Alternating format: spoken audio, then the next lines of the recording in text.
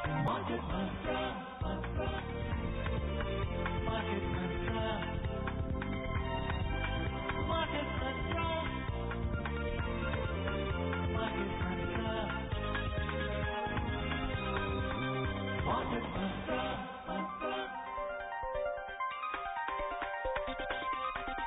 Market Mantra. Welcome to this Thursday edition of Market Mantra, the program in which we give you a complete update on the economic, business and stock market news of the day. My name is V. Ravi Kumar and with me is my co-anchor in Hindi, Manoj Pathak. नमस्कार, market मंत्र के ताजा अंक में आपका स्वागत है। आधे घंटे के इस कार्यक्रम में हमेशा की तरह हम देश और दुनिया की चुनी हुई कारोबारी, आर्थिक और शेयर बाजार से जुड़ी हुई ताजा खबरों को लेकर हाजिर हैं। हमारे साथ खबरों पर चर्चा के लिए ऑनलाइन आमंत्रित हैं पीएसटी चैम्बर ऑफ कॉमर्स के मुख्य अर्थशास्त्री doctor SP Sharma. Doctor Sharma, कार्यक्रम में आपका स्वागत है। जी, शुक्रिया। आइए कार्यक्रम की शुरुआत करते हैं अंग्रेजी में हेडलाइन से, जिसे लेकर मौजूद हैं V Ravi Kumar. Key domestic indices snapped their record-setting rally, logging modest losses. Sensex closes at 45,960 and Nifty settles at 13,478. Rupee weakens 10 paise against the US dollar and Brent crude prices rise to trade around $49.50 per barrel. घरेलू share बाजार में लगातार पिछले कुछ सत्रों से तेजी का सिलसिला आज थमा। सेंसेक्स 45,960 पर बंद हुआ, निफ्टी 13,478 हुआ दर्ज। अंतर बैंकिंग विदेशी मुद्रा बाजार में $1 की तुलना में रुपया 10 पैसे कमजोर हुआ और अंतर्राष्ट्रीय बाजारों में ब्रेंट कच्चे तेल की कीमत बढ़कर $49.50 प्रति बैरल के स्तर पर पहुंची।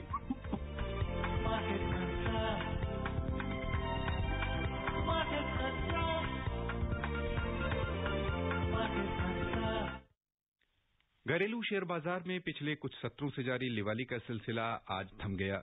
एशियाई बाजारों में कमजोरी का रुख रहा और घरेलू शेयर बाजारों में भी निवेशकों ने मुनाफा वसूली की। बॉम्बे स्टॉक एक्सचेंज का सेंसेक्स कारोबार के अंत में 144 अंक यानी 0.31% नुकसान के साथ 45,960 पर आ गया। उधर नेशनल स्टॉक एक्सचेंज का निफ्टी 51 अंक यानी 0.38% कम होकर 13,478 पर आ गया। छोटी और मझोली कंपनियों के शेयरों की बिकवाली भी तेज रही। बीएसई मिड कैप इंडेक्स 0.57% घाटे में रहा। स्मॉल कैप इंडेक्स में 0.65% की गिरावट हुई।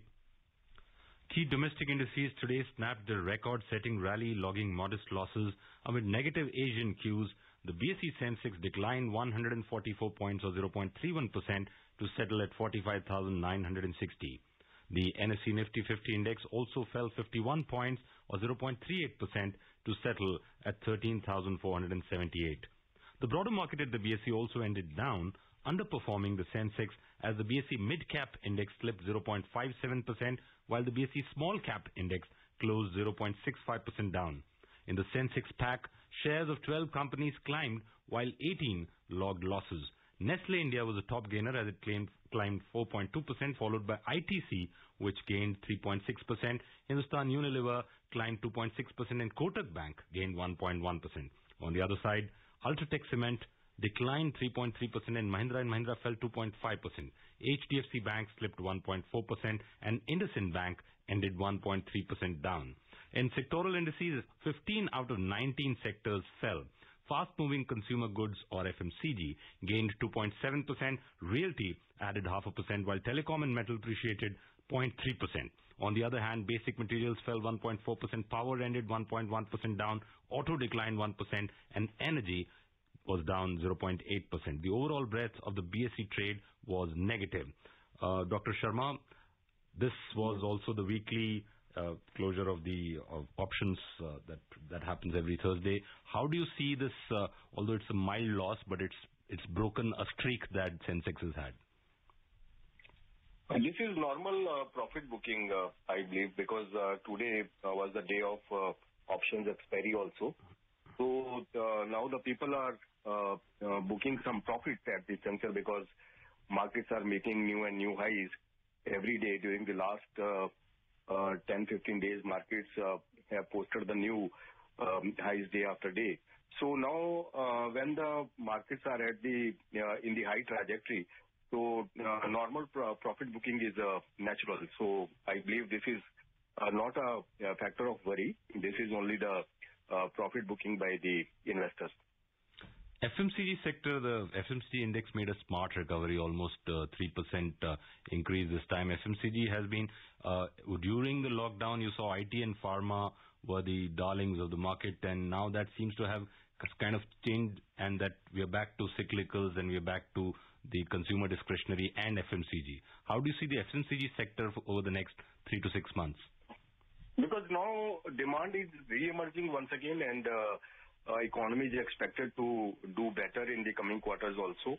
And the growth rate, which was expected to decelerate more than 10%, now is projected at the rate of minus 7.5% by the Reserve Bank of India. So in the coming times, I believe markets will move up, and the sectors like the consumer sectors like FMCG and related sectors will perform better as compared with other sectors, because demand is re-emerging and government is doing a lot for the consumption expenditure. So at this juncture, I believe the promising sectors are FMCG and other related consumer durable sectors. Doctor Sharma, हम आपका ध्यान auto sector की ओर ले चलना चाहेंगे। हालांकि आज तो इसमें 1% की गिरावट हुई है, लेकिन जो कंपनियों के कह लें गाड़ियों के बिक्री के आंकड़े आ रहे हैं लगातार, वो क्या दर्शा रहे हैं, और ऑटो सेक्टर को हम मान के चलें कि अब आने वाले दिनों में इसकी स्थिति बेहतर होगी? जी बिल्कुल, क्योंकि ऑटो सेक्टर में अगर हम देखें कि जो पैसेंजर कार व्हीकल्स सेल्स लगा लो या फिर व्हीकल्स का रजिस्ट्रेशन लगा लो, तो उनके जो मंथली सीक्वेंशियल जो ग्रोथ रेट्स हैं काफी प्रॉमिसिंग है और काफी लुक्रेटिव है। तो आने वाले टाइम में लगता है कि डिमांड रीइमर्ज हो रही है ड्यूरेबल्स में, खासकर जो ऑटो सेक्टर जो काफी इम्पैक्टेड था पिछले 2-3 साल में देखा गया कि ग्रोथ जो थी डिसेलरेट हो रही थी और कई जगह पे तो माइनस में देखा गया। तो अभी वापस जो ग्रोथ ट्रैजेक्टरी है वो रिजुविनेट हो रही है, और वो एविडेंट है कि हर एक महीने के जो नंबर्स हैं वो काफी प्रॉमिसिंग है। और आने वाले टाइम में जिस तरीके से रिफॉर्म्स हुई हैं और खासकर जो रूरल सेगमेंट में रिफॉर्म्स हुई हैं, तो उनको देख के लगता है कि जो डिमांड है वो इंटैक्ट रहेगी और नंबर्स काफी अच्छा प्रदर्शन करेंगे। You mentioned about the positive uptick in the growth. The Asian Development Bank has today upgraded its forecast for the Indian economy. They're now projecting an 8% contraction in FY21 as opposed to their earlier minus 9% projection that they were making. So what does it augur? A lot of other people have also upgraded their projections. How do you see it as an economist? Yes, earlier projections were that growth will decelerate more than 10% for the whole year, and in the quarter one growth was minus 23.9%, and in quarter two minus 7.5%. So on the back of various reforms and recovery and the expectations of vaccination, and now the distribution of vaccination, now the economy is back on the track. So that's why now the international organizations like ADB and the other professional organizations are reviving their growth rates upward. So the median, I believe, the median growth is projected at around minus 9%. So ADB has also revised at the rate of minus 8%, RBI at minus 7.5%. Our projection at PhD Chamber is also minus 7.9%, which is somewhere between RBI projection and the ADB projection. Because now agriculture sector is doing good. Agriculture sector was in the positive trajectory in the last 2 quarters, and the manufacturing growth rate has also revived. Manufacturing was also in the positive trajectory in the last quarter. So going forward in the coming quarters, in the quarter 3, expectation is that growth will be in the positive trajectory at around 0.1% as indicated by Reserve Bank of India. So in the quarter 4, growth may go upward at around 0.7% as projected by Reserve Bank of India. So expectations are high. That's why the organizations, professional organizations are reviving their growth numbers in upward trajectory. यहाँ पर श्रोताओं हम लेना चाहेंगे एक छोटा सा विराम के बाद फिर से हाजिर होंगे हम लेकर कार्यक्रम मार्केट मंत्र। बने रहिए हमारे साथ। कोविड-19 से बचाव और सुरक्षित रहने के 3 उपाय। मास्क लगाएं, 2 गज दूरी है जरूरी, सुरक्षित दूरी रखें, हाथ और मुंह साफ रखें। विराम के बाद एक बार फिर से आपका स्वागत है। कार्यक्रम मार्केट मंत्र में हमारे साथ ऑनलाइन चर्चा के लिए आमंत्रित हैं डॉक्टर एसपी शर्मा, जाने माने अर्थशास्त्री। डॉक्टर शर्मा, आपने अभी कहा कि आने वाले दिनों में जो विकास की गाथा है वो पटरी पर आती हुई हमें दिखेगी। खासतौर से किन क्षेत्रों में आप तेज विकास देख पा रहे हैं, जहां पर कह लें कि एक और रोजगार का सृजन भी हो सकेगा, दूसरी ओर जो अर्थव्यवस्था है उसको भी बल मिलेगा, लोगों की खरीदारी की क्षमता भी बढ़ेगी? देखिए, जो रोजगार को लेके अगर हम देखें या फिर ग्रोथ के जो प्रॉमिसिंग सेक्टर्स हैं या फिर वो सेक्टर जो ग्रोथ को आगे पुश करेंगे, तो मुझे लगता है कि एक तो मैन्युफैक्चरिंग सेक्टर, क्योंकि मैन्युफैक्चरिंग में सरकार ने बहुत सारी रिफॉर्म्स की हैं। अभी जैसे PLI स्कीम आई है और उसके लिए MSME में बहुत सारी रिफॉर्म्स हुई हैं। तो जो मैन्युफैक्चरिंग सेक्टर है वो काफी अच्छा प्रदर्शन कर सकता है, काफी अच्छी ग्रोथ रेट आ सकती है। तो मैन्युफैक्चरिंग से रिलेटेड जो भी जो सब सेक्टर्स हैं तो उनमें काफी अच्छे प्रॉमिसिंग प्रोस्पेक्ट्स रहेंगे। और इसके अलावा जो हाउसिंग एंड कंस्ट्रक्शन सेक्टर है उसमें काफी अच्छी डिमांड रहेगी, क्योंकि आने वाले टाइम में जिस तरीके से जो रेपो रेट कम हुआ है और जो ब्याज की दर बैंकों ने कम की है, कुछ हद तक कम की है, पूरा तो रेपो रेट पूरा परकोलेट नहीं हो पाया है अभी तक, लेकिन फिर भी जो होम लोन्स हैं उनमें काफी रिडक्शन हुई है, होम लोन्स के जो रेट्स हैं। तो मैं समझता हूं कि जो हाउसिंग सेक्टर में है वो डिमांड काफी अच्छे से उभरेगी। आपने देखा होगा कि मेट्रोज में और मुंबई में देखा गया कि कुछ काफी जो रजिस्ट्रेशन हैं न्यू हाउसेस की काफी इंक्रीज हुई है। तो ये सब आंकड़े देख के पता चलता है कि जो डिमांड है वो एक ब्रॉड बेस्ड रिकवरी की तरफ बढ़ रही है।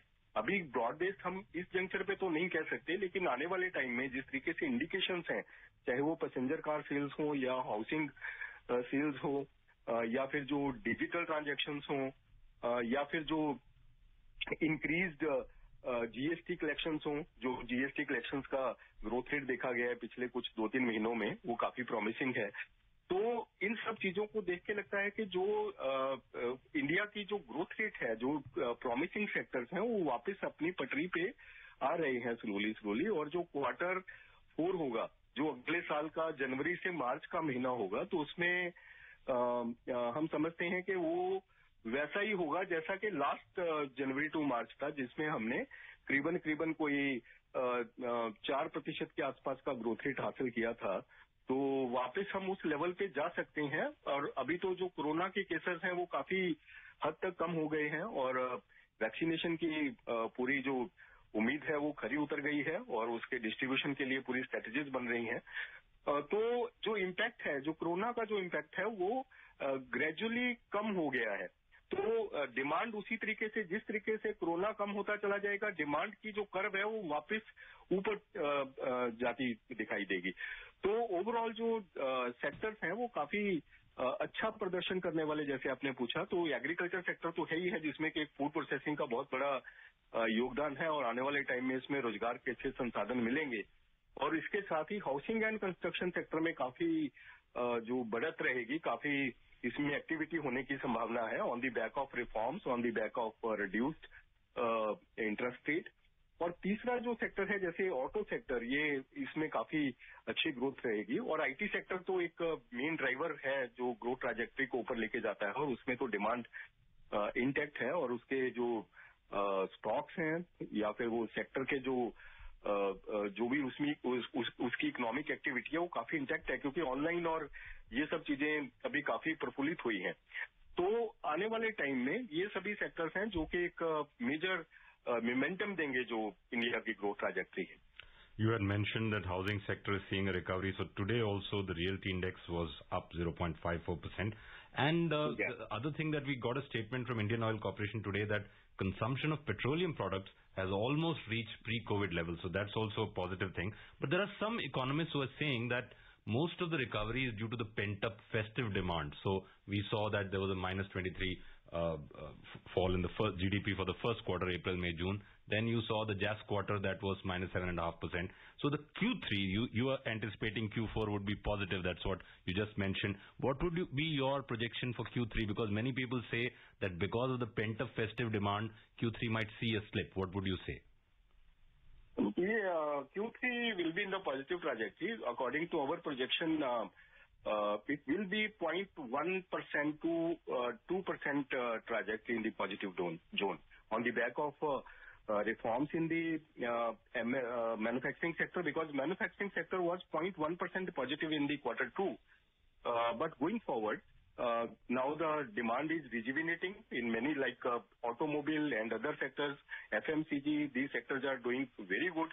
So the manufacturing growth rate will upscale to the level of, I believe, somewhere between 1% to 1.5% in the quarter 3 and around 2% to 3% in quarter 4.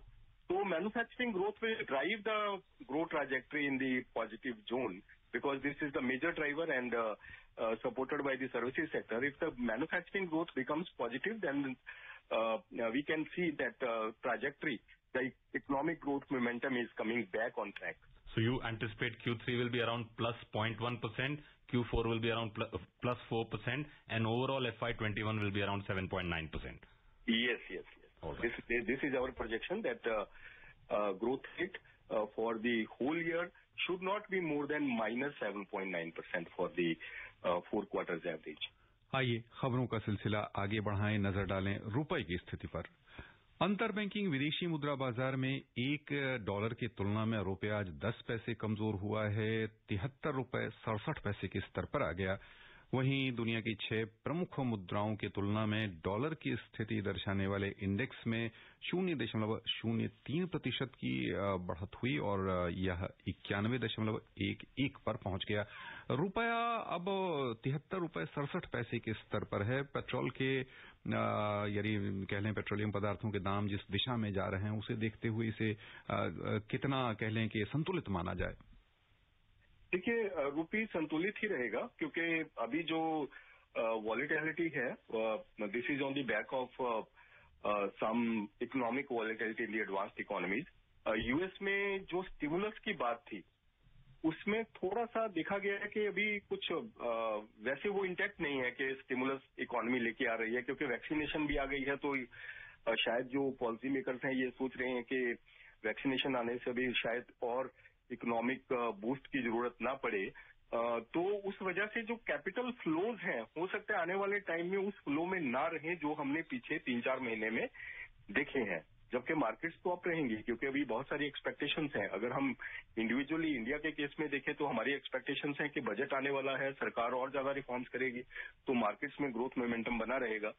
लेकिन जो एडवांस्ड इकोनॉमीज में जो जिस तरीके का economic news based economic volatility रहती है कि ब्रेक्सिट को लेके या फिर जो जियोपॉलिटिकल टेंशन उभर के आती हैं, कई बार चाइना और यूएस में जो ट्रेड वॉर को लेके टसल होती है, तो उसकी वजह से जो डॉलर में कई बार उतार चढ़ाव आता है, तो उसी तरीके से रुपी में इधर फ्लक्चुएशन देखने को मिलती है। लेकिन ओवरऑल रुपी एप्रिसिएशन के ट्रैजेक्टरी में रहेगा, क्योंकि हमारे पास विदेशी मुद्रा का बहुत अच्छा भंडार है और कैड कंट्रोल में है, कैड पॉजिटिव में है। तो मैं ये समझता हूं कि रुपी में जो एप्रिसिएशन है वो आने वाले टाइम में हो सकती है। आइए अब चलें वैश्विक बाजारों की ओर। सबसे पहले नजर डालते हैं एशियाई शेयर बाजार पर, जहां कुल मिलाकर आज बिकवाली दिखी है। दक्षिण कोरिया का कोस्पी आज 0.3% घाटे में रहा। जापान का निक्केई 225 सूचकांक 0.2% नुकसान के साथ बंद हुआ। हांगकांग की हिंगसेंग में 0.8% की गिरावट हुई। सिंगापुर का स्ट्रेट्स टाइम्स इंडेक्स 0.6% नीचे चला गया। उधर चीन का शंघाई कंपोजिट इंडेक्स बिना किसी उतार चढ़ाव के बंद हुआ। यूरोपीय बाजारों की ओर चलें तो समाचार तैयार किए जाने तक वहां लिवाली का रुख बना हुआ था। अंतर दिवसीय कारोबार में जर्मनी का डेक्स 0.1% बढ़त में था। लंदन के फुट्सी 100 में 0.9% की वृद्धि थी और फ्रांस का कैक 40 भी 0.4% ऊपर चल रहा था। The Brexit deal, Dr. Sharma, December 31st is the deadline, and there seems to be pretty much no progress on that. How do you see that affecting the markets? Although today FTSE was up almost 1%. I think uncertainty in Brexit will create volatility in the markets because talks are not going to take shape in the near future also because of COVID, because COVID is still impacting the economic activity and policy making environment in most of the advanced economies or Western economies. So I think it will take time and uncertainty will remain and the markets may remain volatile on the back of uncertainty in the Brexit movement. We will continue discussing business stories on Market Mantra, but after an important social message. 3 steps to stay protected and stay safe from COVID-19. Wear face mask, 2 gaz ki duri to maintain social distancing, maintain hand and face hygiene. Welcome back to Market Mantra. Let's look at the U.S. market now. Wall Street witnessed losses yesterday, weighed down by technology stocks as investors awaited progress on developments related to a fresh economic stimulus deal. The Dow Jones Industrial Average declined 0.4% and the S&P 500 fell 0.8%, while the Nasdaq Composite Index plunged 1.9%. Dr. Sharma, if you look at the stock futures, the S&P 500 was marginally up at that point in time as we speak. There are a couple of things that are happening today. One is the ECB policy decision is awaited, what Christine Lagarde will say. The other is the U.S. inflation figure will come out today, and the jobless claims. That's another thing that economists watch out for. And of course, you mentioned the $900 billion stimulus, which has been $908 billion stimulus, which is being bandied around for a while. Suddenly, it seems everybody has lost interest in a stimulus in U.S. Earlier, we were talking of $3 trillion. Now, even $500 billion looks unlikely. How do you think that will play out? I think that is the uncertainty for the investors that stimulus is going in the sideways trajectory. Earlier talks were there that U.S. is coming out with a major stimulus to boost the economy further and to create employment opportunities and to create liquidity for the markets and consumption expenditure. But now the new government, the new president, I think is not that much thinking about the new stimulus package for the U.S. economy. Number one, because vaccination is now very much is visible that distribution has already started. And second, the recovery is now gaining path and expectation is that in the coming months that recovery can become visible in the most advanced economy, largest economy in U.S. So on the back of these developments, I believe the interest for stimulus is decelerating. So that's why investors are not that much lucrative that markets will go up or create new highs in the coming times, because earlier expectations were that a major stimulus is coming and markets were going up and on the back of expectations that liquidity will increase. But now this is the sideways movement of the market because stimulus stocks are vanishing.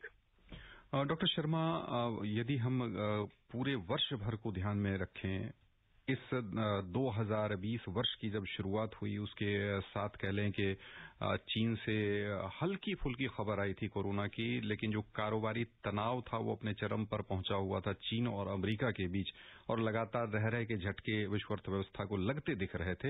अब जब यह पूरा वर्ष कह लें कि अपने अंतिम चरण में है और 20 दिन मात्र रह रहे हैं कैलेंडर ईयर को, कुल वैश्विक अर्थव्यवस्था किस दिशा में जाते दिख रही कोरोना के संकट को देखते हुए, और हम कुल मिलाकर कितना नुकसान उठाएंगे इस पूरे वर्ष के दौरान? देखिए, अगर हम पूरा मूल्यांकन करें मोटे तौर पे तो जो एक्सपेक्टेशन थी कि जो पूरा वर्ल्ड इकोनॉमी है, जो ग्रोथ रेट है वो करीबन कोई 3 और 4% के बीच में रहेगा, और जबकि अभी जो ग्रोथ रेट है पूरा वर्ल्ड इकोनॉमी का वो -5-6% के बीच में जाएगा। तो टोटल जो इम्पैक्ट है एक पॉजिटिव से एक नेगेटिव में अगर हम कुल मूवमेंट देखें तो वो मिला के बन जाती है करीबन कोई 8-9%। और अगर हम इसको एक सीधे तौर पे, मोटे तौर पे देखें कि जो टोटल वर्ल्ड जीडीपी है वो एट अराउंड 88-89 ट्रिलियन है डॉलर, तो उसका अगर हम 10% भी देख लें तो करीबन कोई 8-9 ट्रिलियन डॉलर का लॉस तो पूरे विश्व को हुआ है कोरोना की वजह से इस पूरे साल में। आइए, क्योंकि हमने कहाँ पे तो ग्रोथ रेट जो था पॉजिटिव होना था, अगर हम एवरेज भी लेके चलें पिछले 5 सालों का, तो करीबन कोई 3% ग्रोथ रेट भी अगर हम हासिल कर पाते पूरा वर्ल्ड इकोनॉमी का, और अगर हम डिसलिरेशन में एक 5% फिगर भी लेंगे, -5 तो जाएगा ही, वो तो एविडेंट है, वो तो अब सामने आ ही गया है। तो 8% का लॉस टोटल हुआ, तो 8% जो है वो करीबन कोई 7-8 ट्रिलियन डॉलर बन जाता है पूरे वर्ल्ड जीडीपी का, तो एक बहुत बड़ा लॉस है। और उससे पहले जो मैं यहाँ पे ये मेंशन करना चाहूँ तो पीछे के जो वर्ष थे 2017 में, 2018 में भी यूएस और चाइना के ट्रेड वॉर की वजह से जो इम्पैक्ट था वो लगभग कोई 0.7% का जीडीपी के ऊपर इम्पैक्ट आया था, according to various reports by the esteemed organisations. तो जो कि लगभग कोई 700 बिलियन डॉलर के आसपास का जो एक लॉस था वो देखा गया था पूरे वर्ल्ड इकोनॉमी को। तो उसके बाद ये एक मेजर हिट है जो शायद एक अभी तक कभी इतना हिट हुआ नहीं है कि इतना जो वर्ल्ड इकोनॉमिक लॉस जो हो रहा है 7-8 ट्रिलियन के बराबर, तो एक बहुत बड़ा इम्पैक्ट है पूरी अर्थव्यवस्था के ऊपर। One thing that's not taken a hit is oil prices. Oil prices today rose, buoyed by a COVID-19 vaccine rollout in Britain and the imminent approval of a vaccine in the United States. And in intraday trade, Brent crude prices were trading around $49.50 per barrel, while WTI crude prices were around $46.10 per barrel. Dr. Sharma, Brent is still almost $20 off its 52-week high, although it is far higher than the $18 low that we saw around the 12th of April this year. So how do you see this playing out over the next 3 to 4 months? Will it hit its 52-week high again, around $67 again? Now, it's increasing on the back of that demand will rejuvenate, and vaccination is now going to be distributed in the most of the economies, and economies have already started distribution of the vaccination. So when the corona fear is decelerating and the demand is rejuvenating, so the speculators now are on the move, and prices are showing recovery and going upward. So I believe, but the demand, if the demand is becoming visible in the coming months, then I believe prices can sustain at this level and can go up further also. आइए चलें सर्राफा बाजार। Multi commodity exchange में आज सोने का मूल्य थोड़ा सा कम हुआ, 49,200 रुपए प्रति 10 ग्राम पर आ गया। चांदी 29 रुपए घटकर 64,470 रुपए प्रति किलो रह गई। और बस यहीं पर श्रोताओं की ओर से डॉक्टर शर्मा हम आपको बहुत बहुत धन्यवाद देना चाहिए। जी शुक्रिया, thank you. Thank you doctor Sharma. हम अपनी चर्चा को डॉक्टर शर्मा थोड़ी देर और यानी सोने के मूल्यों पर आपका ध्यान आकृष्ट करना चाहेंगे। हमारे साथ बने हुए हैं, लगता है हमारा संपर्क टूट गया। खैर अभी हम सोने पर अपनी चर्चा जी हैं। डॉक्टर शर्मा, थोड़ा सा समय का अंतराल कह लें, हमारी जो घड़ी है उसे देखकर हमें लगा कि शायद हमारा समय शेष होने जा रहा है, लेकिन हमारे पास 30 सेकंड है और इस 30 सेकंड में हम आपसे समझना चाहेंगे कि सोना किस दिशा में, यानी अब इसके भाव अब ऊपर जाते दिख रहे या अब यह नीचे की ओर ही आएगा? देखिए, भाव ऊपर तो जाने की बहुत ज्यादा संभावना नहीं है, क्योंकि अभी वैक्सीनेशन का डिस्ट्रीब्यूशन शुरू हो गया है और जो सेफ हेवन्स थे उनकी तरफ से लोगों का ध्यान हटके अब दूसरे साइड पे, जैसे मैंने मेंशन किया कि हाउसिंग है और मार्केट्स ऑलरेडी हाई पे हैं, तो गोल्ड एक सेफ हेवन माना जाता है। तो कोविड की वजह से काफी मोमेंटम आया था, लेकिन ये नहीं है कि प्राइस बहुत ज्यादा टूट जाएंगे, प्राइस जी बस रहेंगे, लेकिन कोई ऐसा यही आपको हम संभावना नहीं। जी, यही हम आपको धन्यवाद देना चाहेंगे। Thank you, Dr. Sharma, for joining us live on Market Mantra. Before we close, a reminder of the headlines today. Key domestic indices snapped their record-setting rally, logging modest losses. Sensex closes at 45,960. Nifty settles at 13,478. Rupee weakens 10 paise against the US dollar, and Brent crude prices rise to trade around $49.50 per barrel. That's all that we have in this edition of Market Mantra. Namaskar.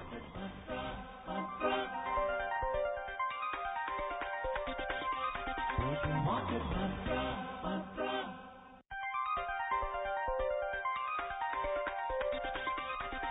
Market Mantra.